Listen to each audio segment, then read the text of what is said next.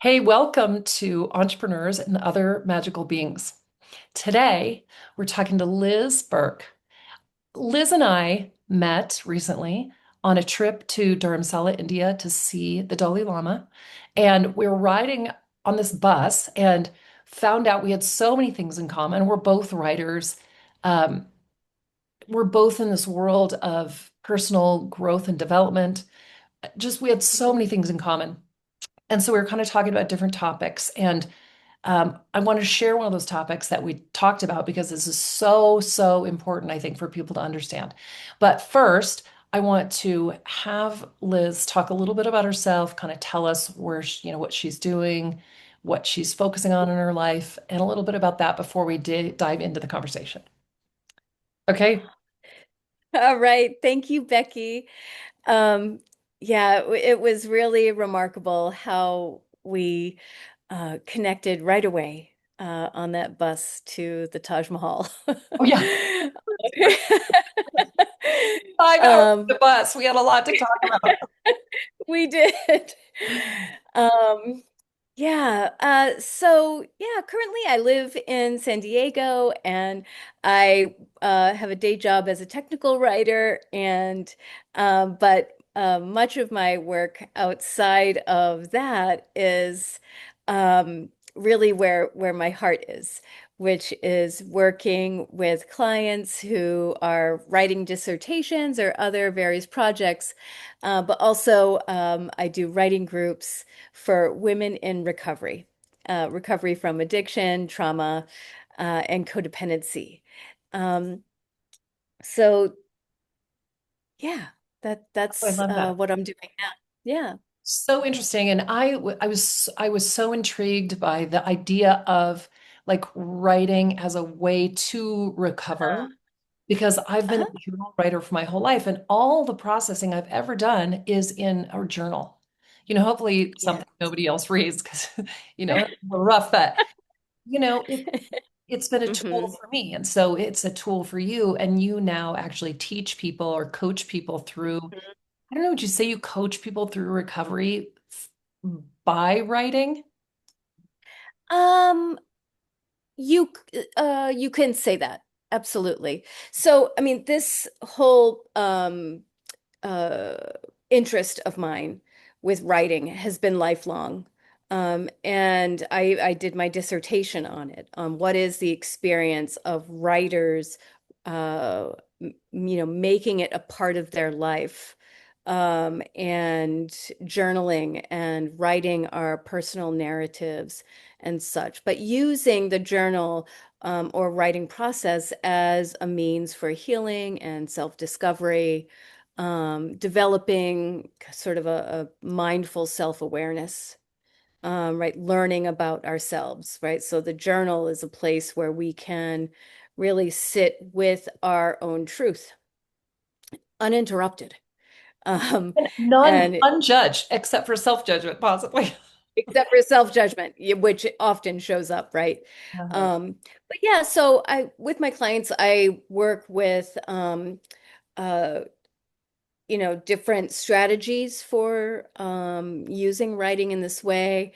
And often in my writing groups, we will just write together and share. And it's in that sharing and witnessing of each other. It's like it goes together with the sitting with our own truth Mhm. in our journal, and then sharing it with another in a safe space that I think is kind of extra healing to be witnessed, Mm, right? very true. In a non-judgmental way. Yeah. Oh, that's so good. Okay, so one of the things we were talking about, I was in the process, I'm writing my book and I was writing about self-love. And Yeah. and Liz was somehow the story began where Liz was hmm telling me the process of her going from one point to actually, I don't know, would you call it like cultivating, discovering, rediscovering, whatever it is, Yeah. going from Yeah. none at all to hmm where you are today, which is an incredibly loving, loved, lovable person Mm. with a lot of self-love. So I would love Mm. for you to share that story of how it happened for you. Yeah, Easy to say you should sure. love Well, yourself. It's just not that easy. we don't, it's like we're not um, kind of raised in a culture that wants us to love ourselves. So much of our culture relies on us not loving ourselves. And so, I mean, that it's a whole university course to be For sure. taught or more on that topic. But just to actually stay with that topic for a minute, is that, I was raised in a Catholic family. And in Catholicism, you're raised to believe that you are just inherently flawed, right? You're a sinner from the start. Just that's who you are. And I think that's a really powerful belief to have. And for me, it didn't necessarily set me up for, uh, you know, a life of self-love and compassion. Mhm. Um, but uh, just to get to the story that you asked me about that I shared on that bus ride, um, in 2020, I decided to get sober. I had struggled with alcohol, and experienced a number of different traumatic events that left me with pretty severe PTSD and complex PTSD. Um, and addiction. And so it was about and depression is something that I've always had since I was a young girl as well. But um, about 6 months after I had gone to treatment for trauma and addiction, I had moved to San Diego. My partner and I were separated. My wife, my ex-wife, were separated. And there was this moment where I had had a conversation with her on the phone, and it was just devastating. And I remember kind of falling to my knees in in like absolute despair, where I really thought, I don't know that I'm meant for this world. Like, I don't think I can live. I don't think this, I think I might have to take my own life, because I just couldn't handle it. And I'd had those thoughts over the years. I mean, I think often um, suicidal thoughts come to mind when you struggle with depression. Yeah, for sure. But this felt categorically different to me, where there was a hollowness and just a turn in my mind where I had that thought. And after, coming out of that moment, um, it kind of scared me a little, in the sense of like, wow, like, because the physical sensation of what it felt like, was really kind of breathtaking. And but it was also then that I kind of came around and said, no, I'm fighting for my life here. Mhm. And this is what I'm going to do. So I Like, recognized that there was a was it like your mhm, higher go self on. kicked in or something? Or was there I was th I voice? think so. Okay. Yeah, because I mean I needed time to kind of get grounded in reality again. Um, because having that thought, I was completely dissociated. Okay. It's not something that someone who is like grounded and present in their body would have, I don't think. Um, I don't know. At least that was how it was for me. Uh-huh. Um, and but yeah, there is this um yeah, this higher power, I would say. Or really more accurately, I think an inner knowing Oh, okay. of, you know what, that's kind of that's bullshit. I can do this. Okay. Um, and yeah, and so then, really the first um number of years in recovery, I spent just trying to be in my body, to feel safe in my body, to um uh in order to, or as part of cultivating that self-love, Mhm. I had to find safety within in order to do that. How did you I do feel that? like I'm like How did you do, Yep. like, think about, like, okay, how do you describe how you found safety within?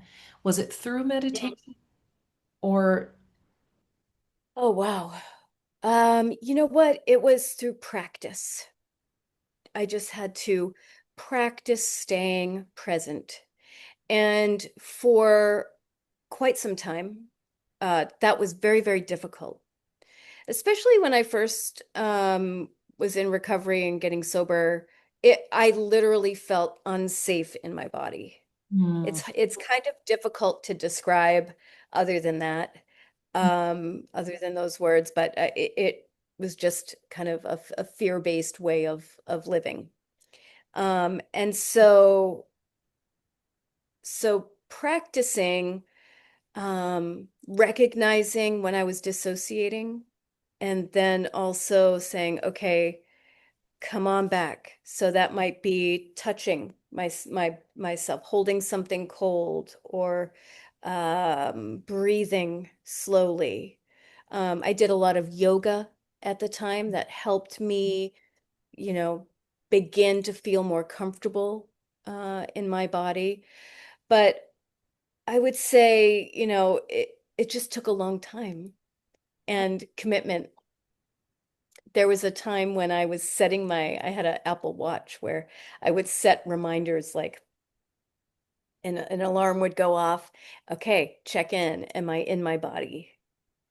oh, nice. Uh, yeah, Oh my things gosh. like that. So I also did a lot of EMDR and a lot of different somatic therapies, um, that to release the trauma and to kind of nurture my nervous system. okay. And then what And about so, writing? How did that play a role? oh my God, the writing part was essential. It was like, um, I don't know, it just was the one thing I could hold on to. It was like the one thing I was sure of Mhm. that I had for me, where every day I was in my journal writing and reflecting on what I was learning, and writing whatever was on my mind, writing down mantras, affirmations, gratitude lists, all of the things that I later put together into a guided journal called Pause and Practice. Is that, did you Um, publish? That's the one you already published? Okay. yep, yep, you can find it on Amazon. Um, but yeah, it just became like um my I'm losing my words here, but my life jacket.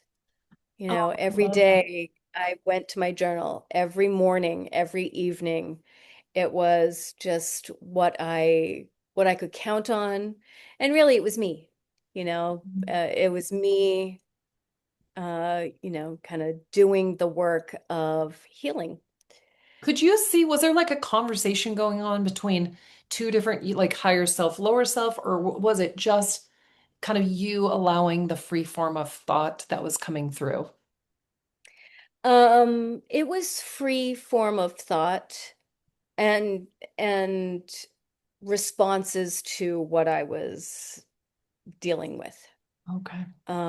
So maybe, um, let's see. So maybe I had an interaction with someone that I needed to work through. It was like this was my place to process it, Oh, you yeah. know. Um, and then maybe turn it around and come up with some sort of insight or learning, right? I really had to y- learn how to be in my body and in the world again, Oh yeah. without substances Uh-huh. uh, to numb my experience, um, and it was really difficult.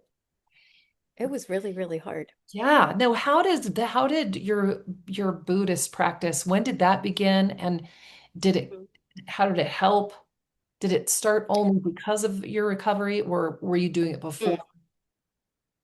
Well, I had been reading Buddhist literature for years. I don't know, decades. Um, and but I'd never had a consistent practice. Well, mostly because I was, involved with other things. I didn't have space for it in my life.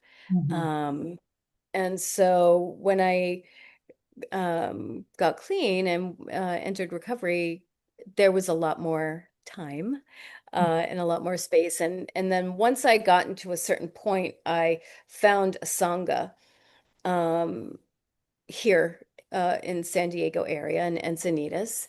And I just went and started practicing. I just dove right in and have found it incredibly beneficial for my recovery because of the value of presence and compassion and understanding that we are inherently, um, a loving presence.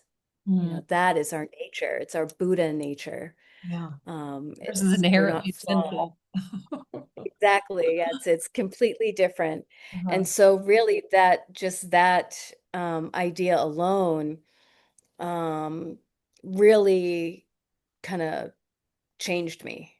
Really believing that, practicing that, meditating on that, uh doing practices in community where that is the primary belief Mm. is yeah, has certainly been a part of that A for sangha me. is it like a location, like would you call that a church, or is it more like the community within the church, or what does sangha mean? Sangha is the community. Okay. Yeah. And So how there, often do you go? Is it just like a once a week thing, or do you go more often than that? there are opportunities and groups meet throughout the week. But for me, I meet with them every Sunday or as many times as I can, on the Sundays. But they have a meeting every Sunday that I can go to. But there's one on Tuesday, and then actually there are so many others I could tap into online Mm. um, where we're practicing together all over the world. So it's not just like Sunday is Sangha day, you Right. know? Yeah, yeah. I think in fact, I know there are some not Catholic because that's just a Sunday thing for 1 hour if it's long. Right. And then so but I know there are other religions that have all kinds of opportunities to be a part of a community. So here's one Yeah. thing, the greatest thing I learned from you on this trip was this notion of the solution to, and this isn't properly said, you could say it, the solution to Yeah. alcoholism is not abstinence, it's community. And, Uh-huh. I stopped drinking a couple of years ago and didn't, just because I've got several reasons why, but Yeah. Andrew Huberman was one of the main reasons. And he was talking about how much poisonous the process is. But anyways, I think that was one of the most beautiful things I Hmm. learned from, being around the community that we were with in Yeah. India. Yeah. Yeah. I really appreciated our community of folks in recovery on that trip. Yeah. uh, and how at the end of the each day, or most days, we got together in a circle and really shared from our hearts. It was very beautiful. Um, as much travel as I've done, I've never done that before. And it seems like a missed opportunity because every time mhm. we'd be walking somewhere and you were right next to this, college kid, you had something to talk Yeah. about because they had shared something of themselves. So it Oh, built that kind of retreat community that we're so mhm. connected to and will always be connected to because of that sharing.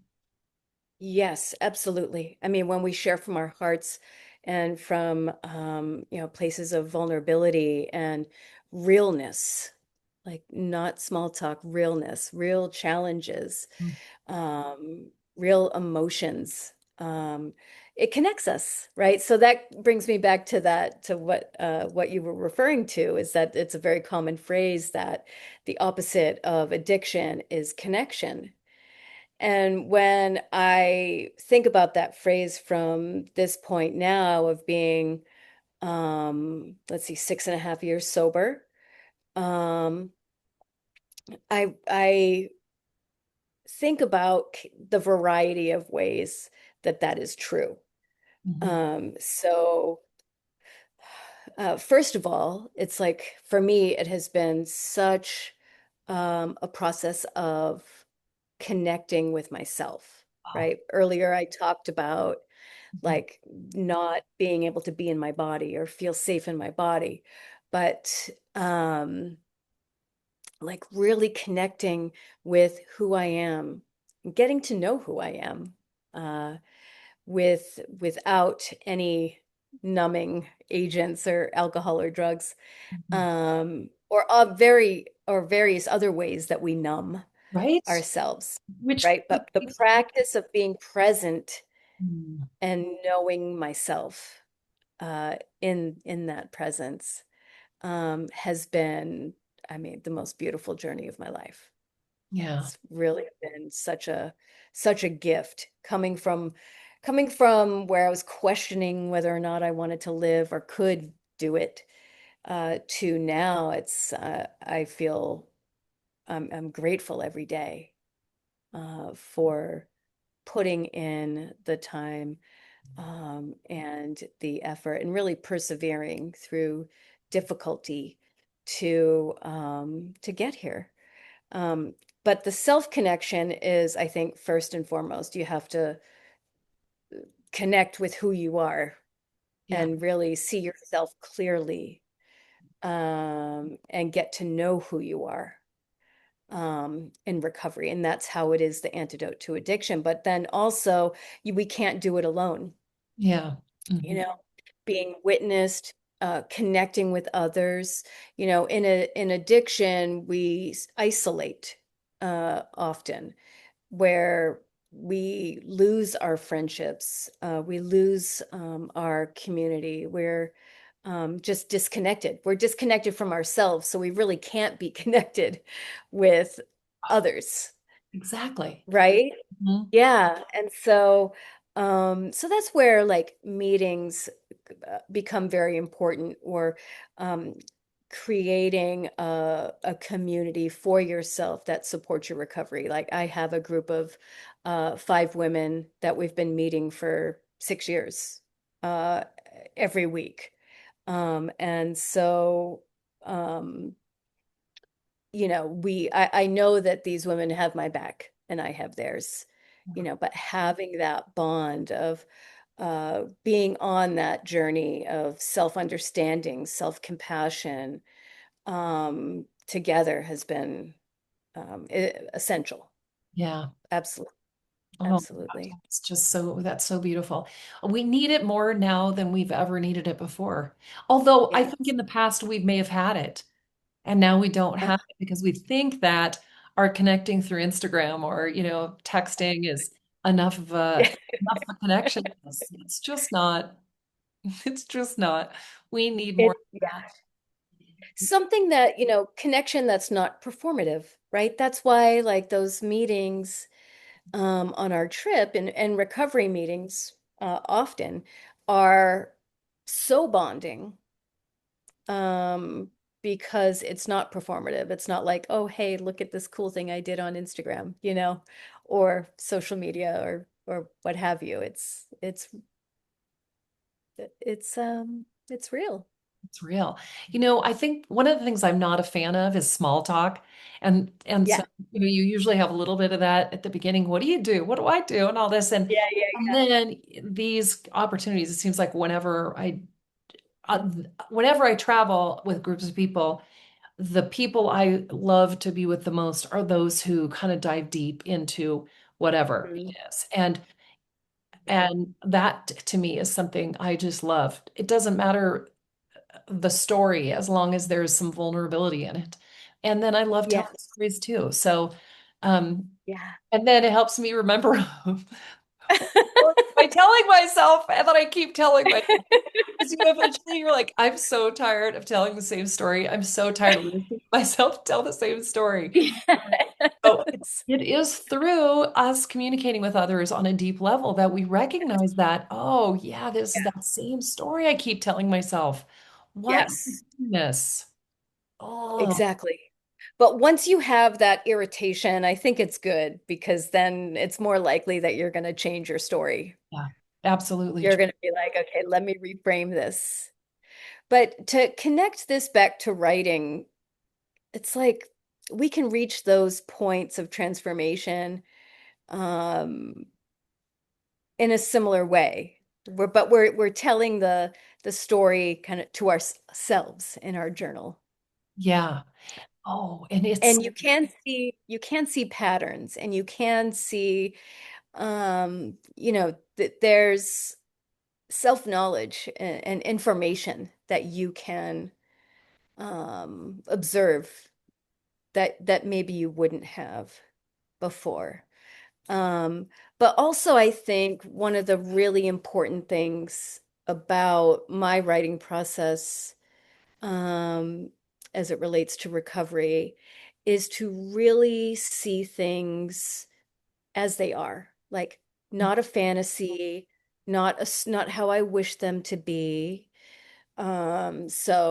But really clear seeing. So this is another Buddhist principle that um, uh, has really benefited me as well, is to really focus on, am I seeing things clearly? And how do I know? Am I in reality?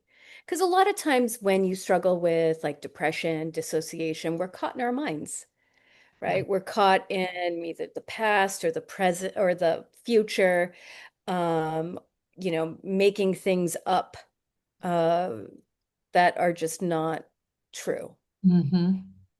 or fantasizing Yeah. about a life that you're not actually living, Yeah. which is kind of intense to confront. I remember when I was doing that work. That was very early. That was maybe, I don't know, maybe around like 8 months into my recovery, where I was working with my recovery coach, and she was like, "That's a fantasy." That, just having or reminding me, um, are you seeing clearly? Are you present here and challenging me when she thought it was obvious that I wasn't? Now, what would, if it's not too Mm. private, what would be an example of what might have been a fantasy? Let me see.